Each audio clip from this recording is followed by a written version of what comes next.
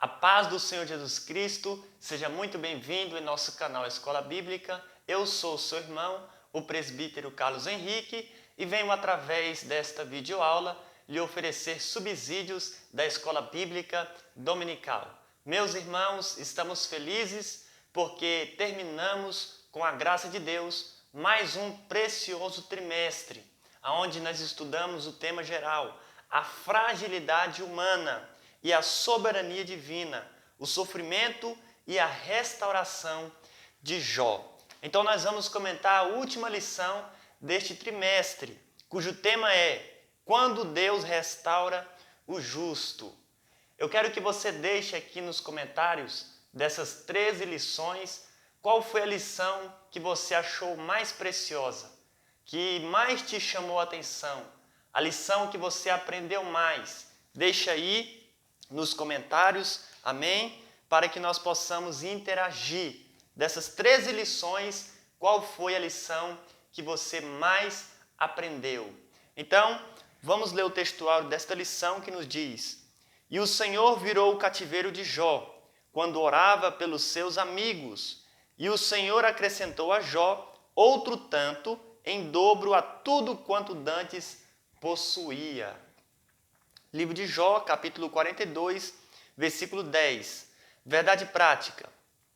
A restauração do ser humano acontece em razão do amor e da misericórdia de Deus, e não como consequência do esforço pessoal, piedade ou atos de bondade. Isso é muito importante. O textuário é o texto de ouro, é o texto principal desta lição, e a verdade prática é a verdade que nós devemos praticar desta lição. A leitura bíblica em classe se encontra em Jó, capítulo 42, versículos 1 ao 17. Eu não vou ler para ganharmos tempo, mas com certeza você deve estar lendo aí em sua casa. Se você está aqui pela primeira vez em nosso canal, se inscreva, porque toda semana, se o Senhor nos permitir, estamos postando vídeos aqui em nosso canal para nossa edificação. E se depois deste vídeo você gostar desta aula, não esqueça também de deixar o seu like, o seu joinha, o seu ok, porque isso nos ajuda muito. A introdução nos diz: Nesta última lição trataremos sobre a restauração de Jó. Veremos que ela se dá quando ele se humilha diante de Deus e intercede por seus amigos. Constataremos também que o testemunho de Deus sobre Jó provou ser verdadeiro e seus amigos tiveram de se tratar. Durante toda a provação, ele se manteve íntegro e não lhe foi atribuída impiedade alguma. Pelo contrário, o Senhor o restaurou de forma grandiosa. Meus irmãos, como é a última lição deste trimestre pelo qual nós estamos estudando, o livro de Jó, que é o livro, o mais belo poema aí de todos os tempos, nós vamos estudar agora acerca da restauração da vida de Jó. Nós já estudamos como foi que ele perdeu tudo, os seus animais, a sua saúde, ele perdeu muita coisa, e agora no capítulo 42 do livro de Jó, Deus está restaurando a sua vida. Deus lhe dá tudo em dobro. O que eu acho interessante é por onde começa a restauração na vida de Jó. Qual foi a primeira coisa que Deus restaurou na vida de Jó? Olha o que diz o versículo de número 8 ao 10 do capítulo 42. Tomai, pois, 7 bezerros e 7 carneiros, e ide ao meu servo Jó, e oferecei holocaustos por vós, e o meu servo Jó orará por vós, porque deveras a ele aceitarei, para que eu vos não trate conforme a vossa loucura, porque vós não falaste de mim o que era reto, como o meu servo Jó. Então foram Elifaz o temanita, Bildade o suíta, e Zofar o naamatita, e fizeram como o Senhor lhe dissera. E o Senhor aceitou a face de Jó, e o Senhor virou o cativeiro de Jó, quando orava pelos seus amigos. E o Senhor acrescentou a Jó outro tanto em dobro a tudo quanto dantes possuía. Então aqui nós temos escrito de forma clara e cristalina qual foi a primeira coisa que Deus restaurou na vida de Jó: o seu sacerdócio. Sim, era a coisa mais importante na vida de Jó. Por quê? Nós vamos entender que antes de Jó passar por essa grande aflição, ele já exercia o seu sacerdócio. Não um sacerdócio segundo a ordem de Arão, porque Jó vem antes de Moisés, antes da lei. Nós já aprendemos neste trimestre que Jó é contemporâneo dos patriarcas, Abraão, Isaque, Jacó. Então, ele já exercia o seu sacerdócio quando toda madrugada oferecia holocausto segundo o número de seus filhos. Só pode oferecer holocaustos um sacerdote. Então, Jó era sacerdote no seu lar. E quando Deus restaurou a sua vida, a primeira coisa que Deus restaurou foi o seu sacerdócio. Os seus amigos trouxeram animais para ele oferecer sacrifício, para a expiação do pecado dos seus amigos e orar por eles. Então veja por onde começou aí a restauração na vida de Jó. Número 1, a humilhação de Jó. O Jó humilhado. Aqui no finalzinho diz algo muito interessante. Jó se convenceu de que seus próprios questionamentos eram injustos. Se ele não era capaz de fazer o que Deus fez, então com que direito criticava os caminhos divinos? Se apenas uma de suas criaturas de Deus era capaz de impor terror em Jó, como se comportaria ele diante do Criador dessas criaturas? Meus irmãos, nós vamos entender que Jó, antes de ser restaurado, ele se humilhou, é claro. Antes de tudo isso, o orgulho subiu ao seu coração. Os seus questionamentos não cabiam na pessoa de Deus, pois ele estava indignado com essa situação, o porquê ele estava sofrendo tanto. É claro, meus irmãos, que não devemos fazer a mesma coisa que Jó fez, mas nós entendemos o seu grande sofrimento, não é verdade? Então ele questionou muito e ele foi orgulhoso um certo momento, mas no finalzinho ele se humilhou.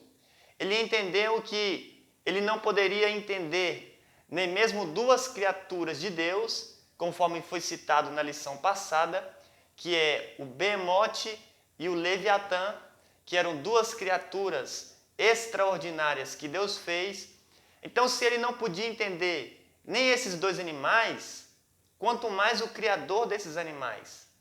Ele não entendia a mente de Deus. Então, Deus ele vai dar essa demonstração para Jó antes de o restaurar. Olha, Jó, você não sabe nem sobre o Beemote e o Leviatã, que são duas criaturas minhas, quanto mais a mim, Jó. Você não me compreende. Então, Jó não compreendeu a mente de Deus. Deus estava castigando a Jó, não porque ele merecia ou por consequência de algum erro, mas para o provar. E Jó não estava entendendo isso porque ele havia aprendido outra coisa na tradição de seus pais. Então, Jó, ele se humilha. Número 2, reverência e submissão. No capítulo 42 do livro de Jó, no versículo 2, olha o que o mesmo disse. Bem sei eu que tudo podes, e nenhum dos teus pensamentos pode ser impedido. Bem sei eu que tudo podes, e que nenhum dos teus pensamentos pode ser entendido. Veja Jó agora reverenciando a Deus. Veja Jó agora sendo submisso a Deus, dizendo, bem sei eu que tudo podes, e nenhum dos teus pensamentos pode ser impedido. Jó estava passando por esta grande aflição e ele deveria aceitar, porque Deus sabe o que faz na vida dos seus servos. Não podemos questionar a Deus em seus caminhos, porque Deus faz tudo perfeito. Ainda que aos nossos olhos pareça estranho, pareça confuso, lá na frente, Deus vai esclarecer tudo na nossa vida. Porque foi assim na vida de Jó. Lá na frente, Deus esclareceu na vida dele o porquê ele estava passando por esta grande aflição. Deus estava o provando para o aprovar. E ele recebeu tudo em dobro porque suportou esta grande provação. Jó entrou, meus irmãos, nesta fornalha crente e saiu dela mais santo ainda. Aleluia. Número 3. Uma experiência viva com Deus. Por quê? Porque antes Jó só ouvia falar de Deus pela tradição de seus pais. Os seus pais falavam muito de Deus para ele. Ele só ouvia falar. Mas agora, meus irmãos, ele diz no versículo 3, os meus olhos te veem. É uma nova experiência. Não adianta a gente apenas conhecer a palavra de Deus. Devemos também conhecer o Deus da palavra. Precisamos ter experiências com Deus e não apenas ouvir falar de Deus através dos pregadores ou através mesmo da Bíblia, lendo ela. Precisamos ter essa intimidade maior com Deus. Para Jó, Deus era conhecido apenas de ouvido, mas agora o patriarca viu o Criador. Jó possuía um conhecimento de Deus apenas por tradição, de segunda ou terceira mão, mas agora ele o conhecia por meio de uma experiência pessoal. Como é importante a experiência com Deus na vida de um homem, na vida de uma mulher. Você vai sair dessa experiência com Deus mais forjado, mais preparado, mais pronto. Foi isso que aconteceu na vida de Jó. Jó, ele saiu dessa experiência que ele teve com Deus tão preparado que a Bíblia diz que ele viveu mais 140 anos e ele recebeu tudo em dobro, ou seja, ele foi mais abençoado ainda. Então a experiência com Deus, ela é muito importante na vida do cristão. E nós podemos ter essa experiência com Deus através da comunhão com o Senhor, através da oração. Não é verdade? Nós podemos ter, sim, essa convivência mais de perto com Deus. Tópico de número 2. A intercessão de Jó. A ira de Deus.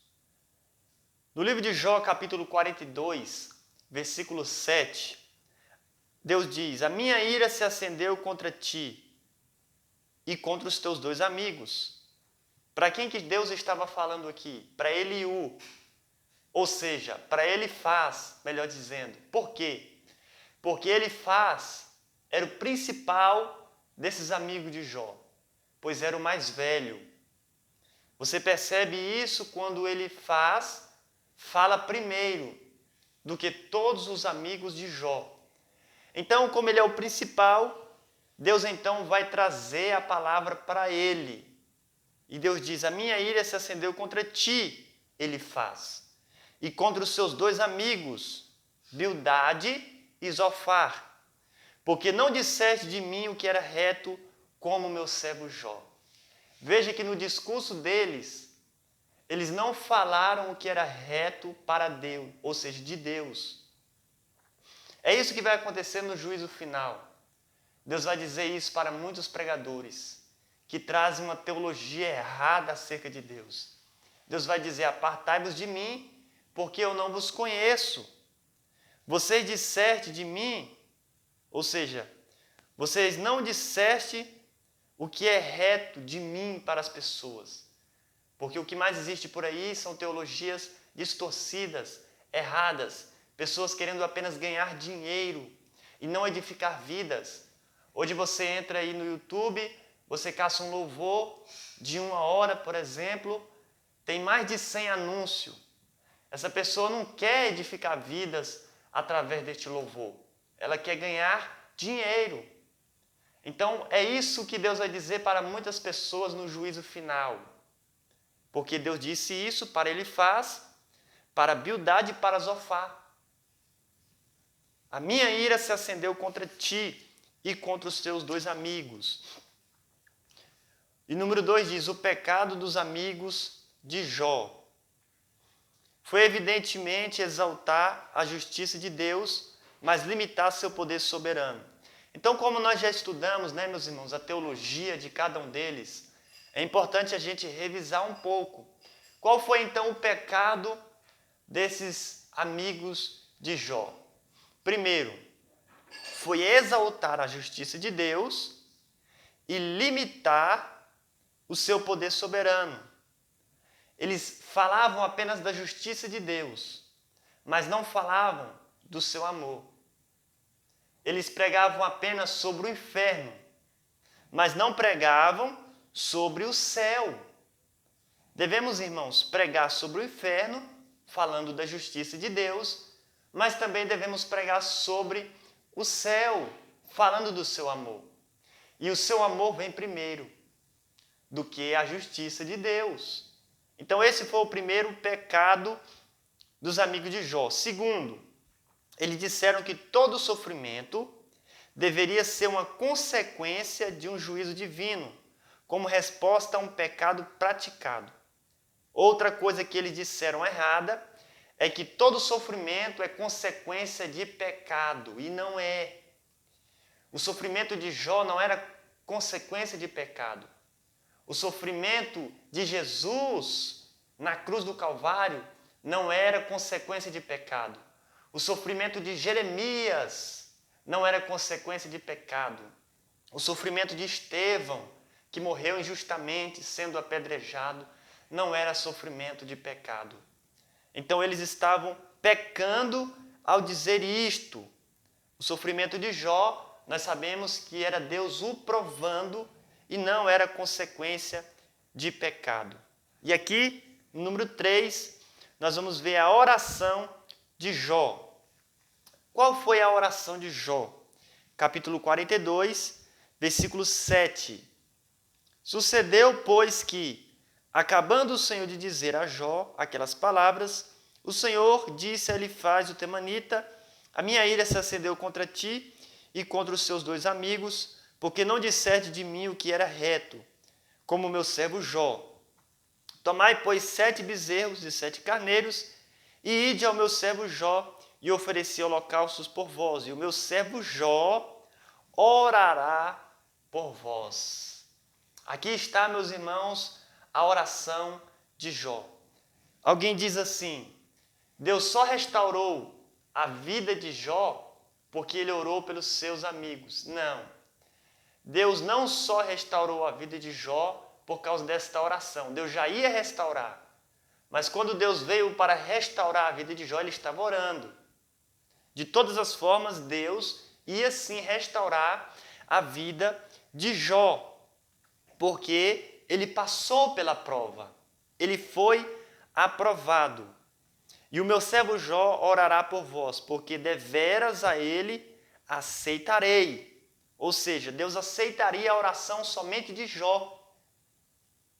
Porque Deus não ouve a oração de um pecador. Uma pessoa que está em pecado, eu me refiro. Não o homem como pecador herdado de Adão e Eva. Deus ele aceita apenas a oração de um justo, de um crente fiel. Não é verdade? Então Deus não ia ouvir a oração dos amigos de Jó, mas apenas a oração de Jó, porque ele era justo, ele era um homem reto, temente a Deus, se desviava do mal. Então, quando Jó começou a orar, a ira de Deus se aplacou desses homens, porque eles ofereceram os animais como sacrifício, e Jó ali começou a interceder por eles, como um intercessor.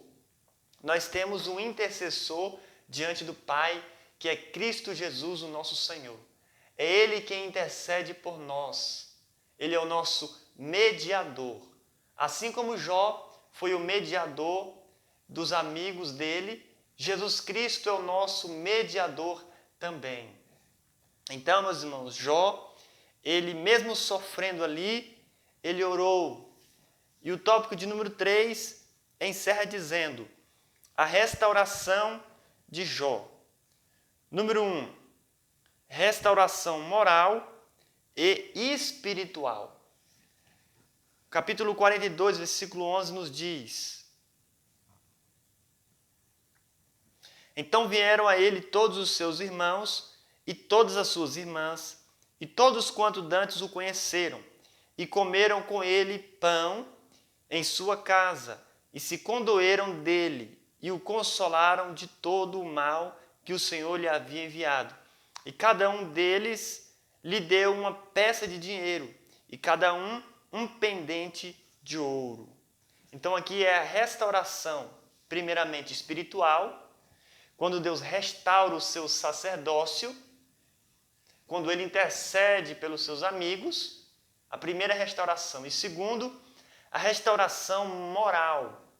Mais uma vez, agora Jó está com moral diante das pessoas, os seus amigos, os seus irmãos, as suas irmãs, de tal forma que eles vieram para trazer presentes para Jó. Quando Deus restaurar a sua vida, primeiramente, Ele vai restaurar a sua vida espiritual. Você vai passar a ler a Bíblia novamente, você vai passar a orar, você vai passar a frequentar os cultos novamente, você vai passar a jejuar, você vai passar a consagrar a sua vida. Primeiramente, Deus restaura a nossa vida espiritual, porque isso é a coisa mais importante na nossa vida, a nossa vida espiritual. Depois também Deus vai restaurar a nossa vida moral. Amém? Os irmãos vão nos aceitar novamente, porque talvez a gente errou com eles, mas Deus nos restaurou, então eles vão nos aceitar novamente. A comunidade, a igreja, o corpo de Cristo, os nossos familiares. Então Deus faz assim também na nossa vida.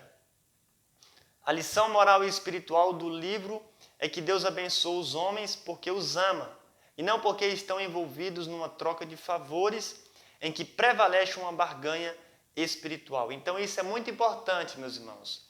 Deus restaurou a vida moral e espiritual de Jó porque Ele ama o ser humano, por sua graça, e não pelo que Jó tinha.